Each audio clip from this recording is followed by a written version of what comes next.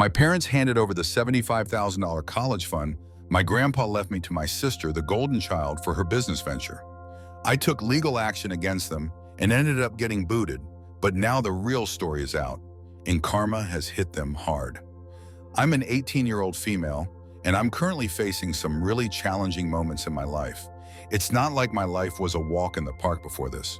I've had a rough time in life, all because of my self-absorbed parents and their favorite child. I've got an older sister, Mandy, who's 24 years old.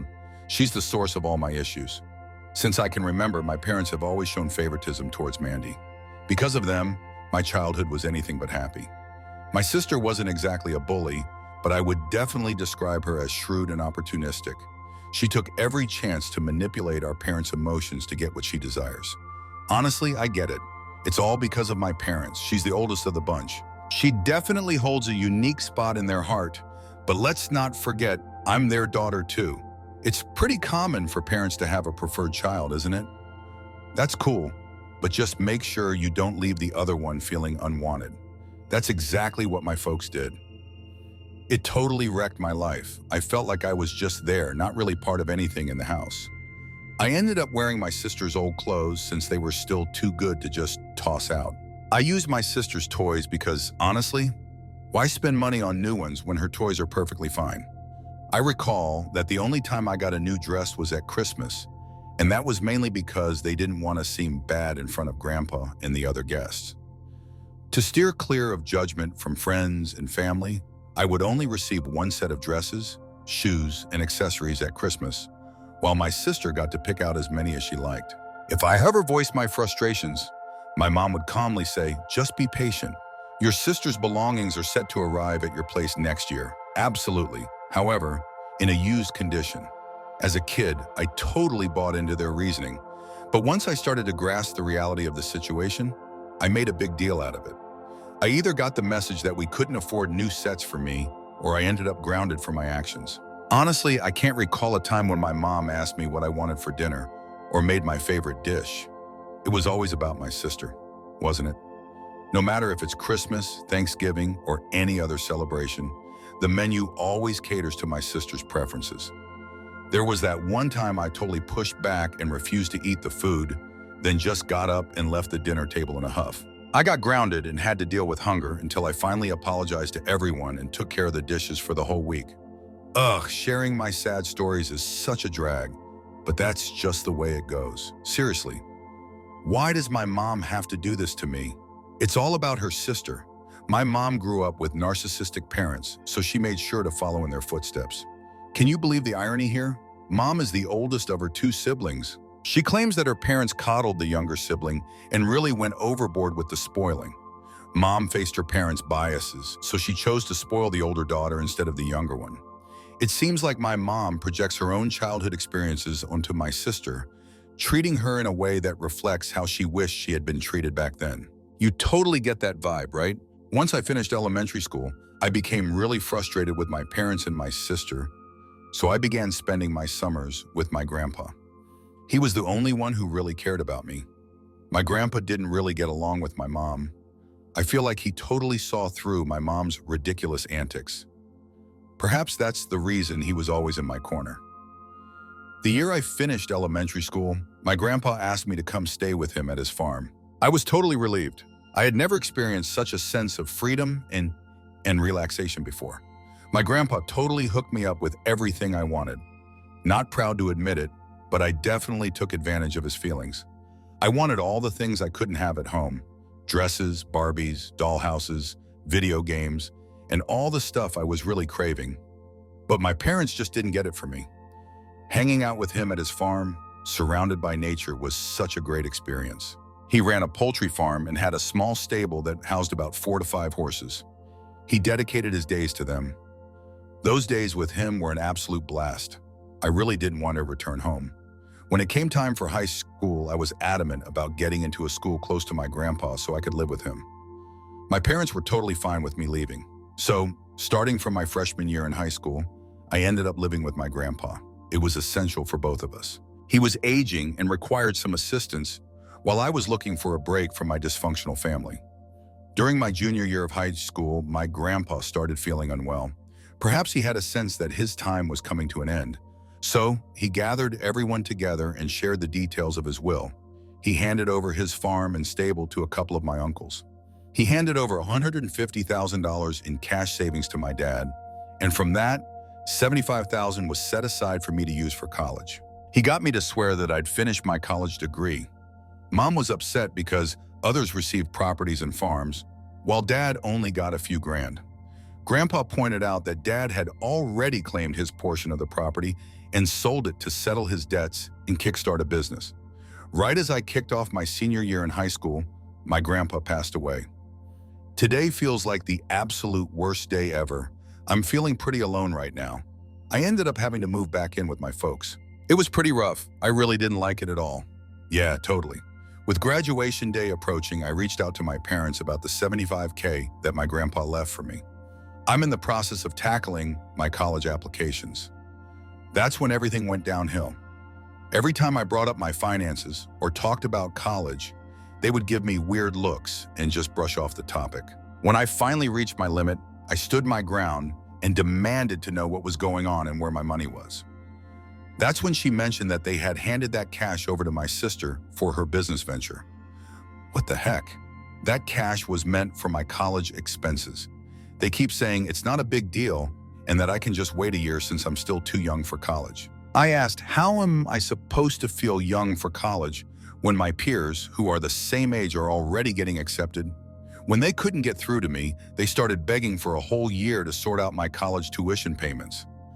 I asked why the golden child can't just hold off for a year before launching her business. I can't afford to lose a year. I'm not sure what my choices are for getting the money back. Got any ideas? Update 1. So much has gone down in the past few months. So my folks want me to hold off for another year. I didn't see eye to eye and kept pushing them for the tish. They totally flipped out on me, calling me mean and selfish. They're totally twisting the narrative here. On top of that, my sister Mandy has kicked off a campaign to paint me as the villain. I totally flipped when my cousin said that Mandy is spreading rumors that I'm jealous of her business and trying to get money from her. I let my mom know that if they don't return my money, I'm gonna spill the beans about how they've gone against Grandpa's wishes and handed my college funds to their worthless daughter. Mom was really mad and asked, "Do you want to take it that far? You really need to get that rent sorted and make sure you've got your own food sorted too. Figure out how much cash we've shelled out for you over the past 18 years. We're square now." I pushed back, seriously, what the heck? It's wild that they're still supporting their 24-year-old daughter, who's divorced with a kid, while they're being so stingy with me and my money.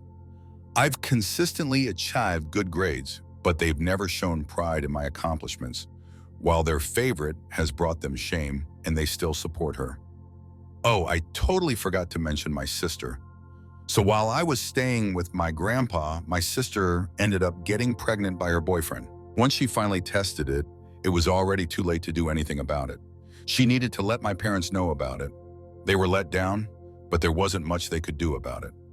Mom, with her conservative Christian values, arranged for her boyfriend to marry her. Neither of them wanted to tie the knot, but Mandy felt cornered into it since her mom left her with no other option. Her boyfriend was just a total loser. He was never interested in marriage or taking on the responsibility of a child, but my parents were relentless in pursuing him. After the baby was born, he just up and left my sister and her child. My parents attempted to confront him, but he had proof of my sister's mental abuse towards him. He filed for divorce based on this reason. My parents had to take her back home. Mandy and her kid have been getting some solid support from them. After Grandpa passed away, I returned home to discover that it's Mom who's taking care of the kids since my sister is away. Sometimes Dad would get really angry at Mandy, which is why she was leaving her kid for Mom to look after. Mom rushed in to save the day, saying, "Mandy's occupied with her job hunt, so she's not around." That's just not accurate. I noticed her hanging out a lot in the local cafes and parks with different guys. She's not finished with school, so she's struggling to land a good job. Could I possibly care less? When she was struggling to find a job, she kept pushing her mom for cash to kickstart her business. Even with everything going on, my parents were still in her corner. They just handed her the cash without even checking with me first. Before I shared my situation here, I was totally in the dark about how to get my money back other than just asking them. So the next time I brought up the money and they resisted, I told them I would be taking legal action for breaking Grandpa's will. Their faces went ghostly white. They realized I wasn't the girl they could take advantage of anymore. After coming back from Grandpa's, I decided it was time to stand my ground against their exploitation. When I mentioned that I might take legal action for compensation, they completely flipped out. They couldn't believe it. I had grown beyond being the naive and defenseless little girl. Mom grabbed a notepad and jotted down the monthly expenses she had incurred for me. That woman seriously put a quarter of the expenses in my name, plus the school fee and the Christmas dress. I was totally blown away as she sketched it out, and then she casually dropped the bomb. Forget the 75K, you're on the hook for 200K now. Compensate us before you start talking about that 75K. I had a major blowout with my mom and just had to leave the house in a huff. After hanging around the block for an hour, I hopped on a bus to my grandpa's place where my uncle is currently staying. I requested Grandpa's diary and grabbed his lawyer's contact info. I hit him up and laid out what was going on. I reached out to him to see if he could lend me a hand. He promised me that I'm supposed to receive the 75K my grandpa left for me, and it's his duty to ensure that everyone gets what they're entitled to according to the will. He mentioned that he would be sending an official notice to my parents to hand over the money, and if they fail to do so, I have the option to sue them. What a huge weight off my shoulders. The notice should get to them within a week. I'm glad to receive support, but I'm also pretty anxious about how my parents will react when they see the notice. Who even knows what's in store for me? Here's a quick update too, keeping it brief this time. Just wanted to share that you all were totally spot on about my parents being ready to give me a serious talking to. I was totally ready for what was about to happen. I had a chat with my friend about the idea of sharing the condo with her. I started working part-time at a cafe. The pay isn't great, but at least they let me take home some leftover food when we close up. I had my stuff all packed up a day before the notice even showed up. As anticipated, my mom booted me out after getting the lawyer's notice. She mistreated me and tossed my belongings out of the house. I totally messed up by not leaving sooner and giving them the satisfaction of booting me out. She compared me to a snake that they'd been feeding in their backyard, claiming I was living off their money while secretly plotting to bite and betray them. I shouted that they had left me with no choices. I refused to put my life and career on the line because of their self-absorbed behavior. The lawyer told my parents they had a month to reply to the notice. They're on the verge of breaking through the timeline. It seems like they're not really taking it seriously since Mandy called me up and went off about how I was giving the family a hard time. She mentioned that my parents aren't going to give me a honor, and there's nothing I can do since I can't afford to take legal action against them. I kept my cards close to my chest with her. I listened to her for a while, but when I reached my limit, I just hung up. I mentioned it to my lawyer, and he assured me that we can definitely take legal action if they don't get back to us by next week. Update 3. I faced some serious backlash from my parents for taking legal action against them. Honestly, I didn't want to take any drastic measures against them, but they really pushed me to the limit. I figured the lawyer's notice would get a reaction, but they totally ignored the demand from the lawyer. I went home to let them know they need to follow Grandpa's will, or I might have to take legal action. It felt like they all teamed up against me, launched a barrage of insults my way. My mom literally threw stuff at me. I left a few non-essential items at home, planning to grab them later. My mom took it from my closet and shredded it into confetti right in front of me, clearly to hurt me. I showed up to handle things smoothly, but it looks like they were just looking for some drama. I returned and instructed my lawyer to go ahead and file the charges against them. He totally went for it with a smile. Upon getting the court order, they totally freaked out. My dad reached out and mentioned that we could handle our family issues ourselves without getting into a legal fight. Seriously? I went back to deal with family issues, but they ended up being the ones who turned against me, leaving me with no options. Looks like the opportunity has passed, and now they're stuck navigating the legal maze. I'm not here to settle for anything less. So in the court hearings, my dad was supposed to cough up according to Grandpa's will, but then he just dropped his guns and pulled out his bank statement, proving he was broke and couldn't swing that amount. He claimed he'd provide $10K each month, but my lawyer pointed out that I need that amount for my college tuition, and $10K monthly just isn't enough. The lawyer decided that my dad is required to cover my tuition and other expenses, such as housing and food, with a minimum total of $75K. If I went over that amount, I'm handling it solo. If my spending doesn't reach $75K, my dad will need to cover the remaining amount. I wasn't really a fan of the whole being dependent on him for cash thing, but I felt like I had no other options. Dad, he actually didn't have $75K to hand over to me all at once. I pushed back against this compromise, but my dad begged me with watery eyes and swore he wouldn't let me down. I went ahead and said yes, but I let him know that if he or mom tries to stir up any trouble about it later, I'm totally going to take legal action again.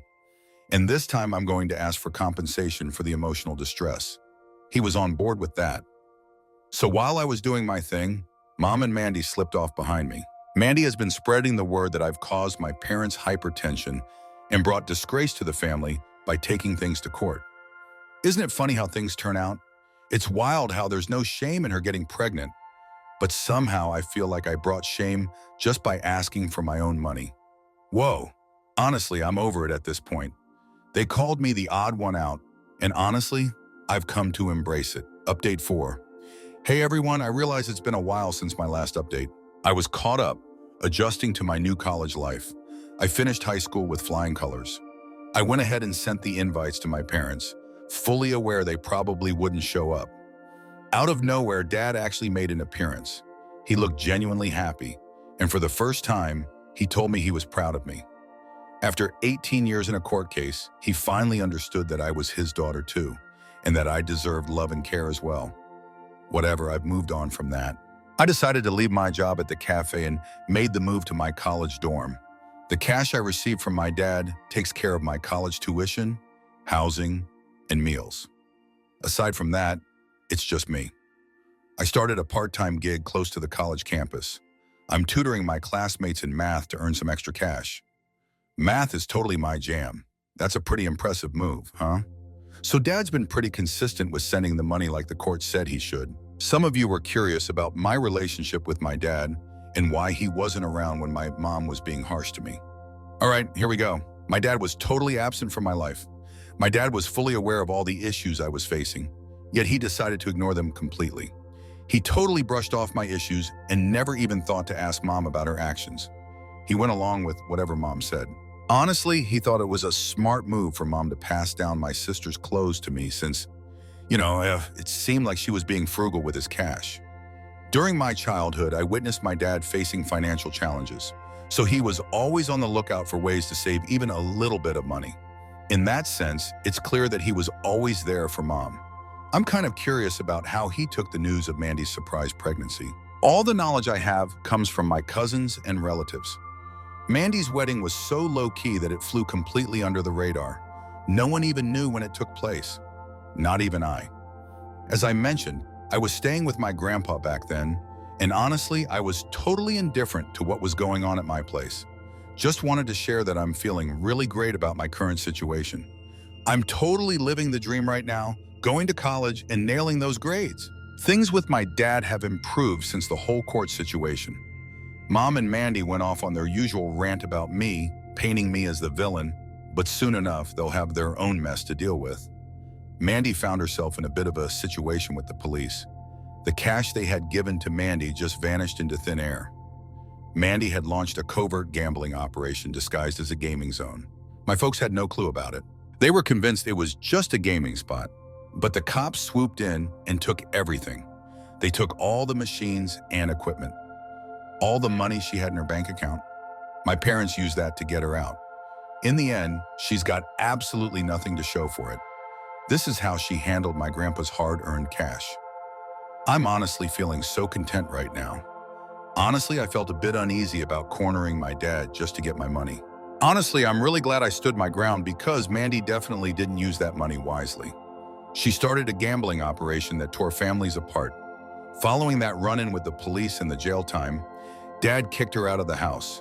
Mom attempted to stand up for her, but Dad put Mom in a tough spot with a decision to make. It's got to be either Mandy or Dad. My mom is not employed, Clearly, she picked Dad and told Mandy to find a job and leave. Mandy has been leveraging her child to emotionally sway Dad into letting her stay in the house, and she was pulling it off until that gambling issue surfaced. So I just found out that Dad is finally done with her nonsense and has actually kicked her out. She's crashing at her friend's place, but who knows how long that's going to stick around. She hasn't reached out to me for assistance. How could she even think that? Given everything she and Mom put me through, she should definitely keep her distance. I'm not going to hold back from making her feel even worse. Today, I took a moment to revisit my initial post, and honestly, it brought a tear to my eye. I was really struggling during that time. I recently lost my support system, my grandpa. My parents took advantage of the situation and ripped me off from his inheritance. I feel trapped in my own home because of my narcissistic parents, and now I'm being denied the chance to pursue a college education. I was feeling a ton of uncertainty about what was ahead for me. It felt like I was surrounded by nothing but shadows and despair. Massive shout out to everyone here for all the support. I really miss my grandpa. Honestly, I owe my college journey to him. He's like my personal guardian angel. I feel like he's watching over me from wherever he is now. Moving on to the next tale. Story 2. My ex-wife decided to cheat on me with some guy who swept her off her feet, and now she's in a financial mess, buried in debt from that extravagant wedding I never even gave her. And get this, she has the audacity to come to me asking for cash. I, a 49-year-old guy, met my wife, who is also 49, back when we were in our mid-20s. We were buddies for a bit before we made the leap into dating. We were together for about a year. It might not be a huge amount of time in the bigger picture, but back then, it felt like we had been dating forever. She brought up the idea of us tying the knot, and I told her I preferred to hold off for a bit. After a few months, I was finally ready to pop the question to my girlfriend at the time. She said yes, and we dove right into wedding planning together. At this stage, I really should have seen the warning signs, but I totally missed them. Why though? Honestly, I was totally in love. So my fiance is all about having this massive wedding. I get that it was a unique experience, but I just don't see the value in dropping a couple grand for what amounts to just one day. I managed to sway her into having a cozy personal ceremony. At first, she appeared to be okay with it, but as time passed, it felt like she began to hold some resentment towards me for convincing her to go along with it. Honestly, we just didn't have the budget for that kind of wedding back then. I mentioned that someday we could plan the wedding of her dreams if we choose to renew her vows. It looked like she was happy about it, but I couldn't shake the feeling that this underlying resentment was always hanging around, just waiting to bubble up. Did I really take this crown for being the most romantic guy ever? No, but I really put in the effort to maintain the spark by doing small gestures for her throughout the years. And it wasn't as if my wife was unaware of this when we tied the knot. We also didn't have kids, so there wasn't that weight on our shoulders. As the years rolled on, by the time we hit our 40s, we found ourselves celebrating nearly 2 decades of marriage. Things had been feeling a bit dull for the past year, so I decided to plan a romantic night out. I even reached out to my sister for some advice since, as I mentioned, I'm not exactly the most romantic person. It ultimately didn't lead to anything. My wife didn't come home that night, and when she finally returned, she claimed she had been at a friend's place. Since they had been drinking, she thought it would be better to just crash there for the night. I had no reason to doubt her, so I decided to trust what she said. The following night, I gave it another shot, and we ended up having a nice dinner together. So I attempted to get a little closer, but she just waved me off, claiming she was too exhausted. Honestly, I didn't give it much thought. We put in a ton of effort, and that's how we finally managed to afford the lifestyle we're enjoying now. This pattern just kept going, and I reached a moment where I had to seriously question whether I was going to keep falling for her ridiculous lies that were clearly lies. I contacted her friends to check if she was around, but they totally had her back. I really shouldn't have been surprised. I figured the best approach was to just call her out on her lies and straight up ask if she was cheating. Honestly, I was totally taken aback when she came clean about everything the night I called her out. I was totally taken aback when she just came out and said she was cheating. Honestly, I have no idea what I was anticipating. I honestly expected her to deny it and insist I was mistaken, but surprisingly, she didn't go down that road at all. I was curious about who it was and how long this situation had been happening. He was related to one of her friends she bumped into one day. There was this immediate spark, and he was just so charmingly romantic. There it was, the one thing I just couldn't seem to pull off. I gave it my best shot, but my wife felt like I wasn't putting in enough effort. She said this guy was everything I lacked, and then some. That night marked the end of our marriage, and thus began the journey of divorce. It was a pretty amicable split. We decided to share everything equally. We'd sell the house and split the proceeds right down the middle. This felt like the quickest way for us to separate and move on. After everything was settled, I went ahead and purchased a condo using the funds we divided from our joint account. I still had a good chunk left that I planned to save for a rainy day. So the house finally sold, and I stashed that cash too. It was always a mystery when it might come in handy. My ex totally went in the opposite direction. She grabbed her cash and snagged an even larger house than the one we shared. So I found out she's gearing up for this massive wedding, and I mean huge. It was the dream wedding she had always envisioned. I couldn't help but reminisce about that wedding from so long ago. My ex has held on to resentment all these years because we didn't have the wedding she really dreamed of. I can't believe I'm saying this, but I ended up checking out the photos on Facebook later, and wow, it was quite the event. Everything seems super high-end. I can totally picture the amount she dropped on everything, especially that dress. At that moment, I realized it was time to take a breather and stop fixating on my ex. I made it a point to hang out with my friends and family, and it really made a difference. I figured my ex was busy with her new app. It seems like not everything was as awesome as it appeared. I found out that just a year after tying the knot, they were already in debt. My ex blew the divorce settlement on a pricey house and an extravagant wedding, leaving her with nothing in the end. Her job brought in a fair amount of money, but my ex was the only one really raking it in at home since the app was just dead weight. She had the audacity to contact me and ask if I could help her out with some cash. My ex tried to manipulate our history and the memories we created over 20 years, but I wasn't falling for it. I let her know that her decision to blow her entire divorce settlement on useless stuff wasn't my issue. I ended the call with her and then got hit with at least 3 more calls that night, plus 3 really unpleasant voicemails. Once I heard those, I couldn't help but laugh and share them with my friends to highlight how much she has declined. Everyone else thought they were just as hilarious as I did. My ex really had zero shame or was just that needy. I'm not sure if she actually thought I would come through with the killing or if it was all just a game. Honestly, even if she had contacted me a few months ago, I still wouldn't have handed it over to her. I was never that desperate, not even for a second. I cut off her number that night because I was done listening to her. We were finished. She betrayed me and decided to run off with her new fling, who she claimed was the love of her life. If she had thought things through, my ex would be in a better financial situation, just like I am now. Honestly, a lot of my family and friends were pretty relieved to see her leave. I can't help but think if they actually liked her or if they were just pretending to get along for my benefit. It was whatever at this point, since my ex was just a chapter in my life, and that's exactly where she was going to remain.